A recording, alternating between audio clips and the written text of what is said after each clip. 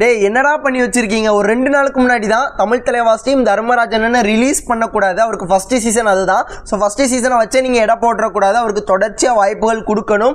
So வேறு யாரையுமே அவர் இடத்துக்கு கொண்டு வரக்கூடாது, கண்டிப்பாக அவரை ரீட்டைன் பண்ணணும். ஸோ அடுத்த சீசனும் அவர் தான் கோச் பண்ணணும். ஸோ என்ன எதுங்கிற எல்லாத்தையும் டீட்டெயில்டாக எக்ஸ்பிளைன் பண்ணி ஒரு ஃபுல் அண்ட் ஃபுல் ஒரு வீடியோ வந்து போட்டிருப்பேன். ஆனால் அந்த வீடியோ போட்டு ஒரு 2 நாள் கூட ஆகலை. இப்போ தமிழ் தலைவாஸ் டீம் அஃபிஷியலாக தர்மராஜனையும் உதயகுமார் சாரையும் ரிலீஸ் பண்ணியிருக்காங்க, அஃபிஷியலாக கன்ஃபார்ம் பண்ணிட்டாங்க. அண்ட் உதயகுமார் சாரை ரிலீஸ் பண்ணது கூட பிரச்சனையே இல்லை. ஆனால் தர்மராஜனை எதுக்கு ரிலீஸ் பண்ணீங்க அப்படிங்கிறத ஒரு பெரிய பிரச்சனையாக இருக்குது. Worst decision by Tamil Thalaivas அப்படிங்கிறது என்னோட ஒப்பீனியன். அண்ட் நிறைய பேர் வந்து பார்த்தீங்கன்னா அஜய் தாக்கூரை கொண்டு வரணும், மன்பிரீத்தை கொண்டு வரணும், இந்த மாதிரி நீங்கள் கேட்கலாம். அஜய் தாக்கூர் வந்து பார்த்தீங்கன்னா புனே டீமுக்கு வந்து கோச்சாக இருக்கிறாரு, மன்பிரீத் வந்து பார்த்தீங்கன்னா ஹரியானா டீமுக்கு கோச்சாக இருக்கிறாரு. அதனால் அவங்க யாரையுமே கொண்டு வர முடியாது. ஓகேங்களா? தர்மராஜனை ரிலீஸ் பண்ணது ஒரு மிகப்பெரிய தப்பாக நான் பார்க்குறேன். அண்ட் இதில் நம்ம பார்க்க வேண்டிய முக்கியமான விஷயம் என்ன அப்படின்னு கேட்டிங்கன்னா, ஒரு சில தவறுகளை தமிழ் தலைவாஸ் டீம் தொடர்ச்சியாக செய்கிறாங்க. என்ன அப்படின்னு கேட்டிங்கன்னா, கோச்சஸை அடிக்கடி சேஞ்ச் பண்ணிகிட்டே இருக்காங்க. என்ன பொறுத்தளவு அது வந்து பார்த்திங்கன்னா ஒரு பெரிய மிஸ்டேக். ஓகேங்களா?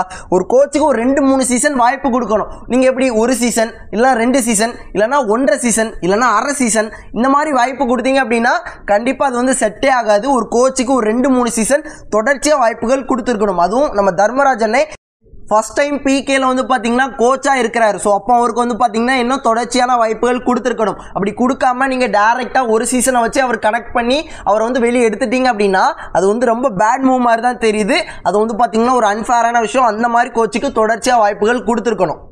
அண்ட் எனக்கு வந்து ஒரு டவுட் கேட்கணும். ஸோ நம்ம ஒத்துப்போமே, பிகேஎல் சீசன் லெவலில் தர்மராஜனை கரெக்டாக கொண்டு போகாததுனால தான் Tamil Thalaivas team PKL season லெவலில் எலிமினேட் ஆகிட்டாங்க, ஒத்துப்போம். நான் இப்போ ஒரு கேள்வி கேட்குறேன். ஃபுல் அண்ட் ஃபுல் ரெஸ்பான்சிபிலிட்டிஸ் வந்து பார்த்தீங்கன்னா தர்மராஜனுக்கு கொடுத்தீங்களா? இல்லை. பிளேயர்ஸை செலக்ட் பண்ணுறதுக்கு ஒரு கோச்சு, அதுக்கப்புறம் அதை கரெக்டாக ஸ்டார்டிங் 7 பண்ணி கொண்டு போகிறதுக்கு ஒரு கோச்சு, பாதியாக தானே கொடுத்தீங்க. நீங்கள் ஃபுல் ரெஸ்பான்சிபிலிட்டிஸும் கொடுத்து கரெக்டாக கொண்டு போகல அப்படின்னா அது வேறு விஷயம். ஒருவேளை நீங்கள் ஃபுல் ரெஸ்பான்சிபிலிட்டிஸும் தர்மராஜன்கிட்ட கொடுத்து அவர் பிளேயர்ஸை வேறு பிளேயர்ஸ் எடுத்திருந்தார் அப்படின்னா சீசன் எப்படி வேணாலும் போயிருக்கலாம் இல்லையா?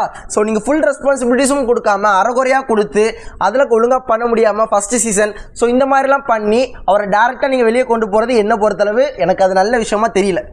சரி, தர்மராஜனை ரிலீஸ் பண்ணியாச்சு. தமிழ் தலைவாஸ் டீமுக்கு அடுத்த கோச் யார் அப்படின்னு கேட்டிங்கன்னா மேக்ஸிமம் சஞ்சீவ் பலியானா தான் இருக்கும். என்ன பொறுத்தளவு அவர் தான் ஃபஸ்ட்டு மைண்டுக்கு வந்து வந்தார். ஆனால் அது மட்டும் இல்லாமல் கபடி 360 அப்படிங்கிற மாதிரி ஒரு பெரிய வெப்சைட் இருக்குது. ஸோ அவங்க வந்து இந்த மாதிரி தமிழ் தலைவாஸ் டீம் அவங்களோட 2 கோச்சஸையும் ரிலீஸ் பண்ணியிருக்காங்க அப்படிங்கிற மாதிரி சொல்லி ஒரு போஸ்ட் அப்லோட் பண்ணியிருந்தாங்க.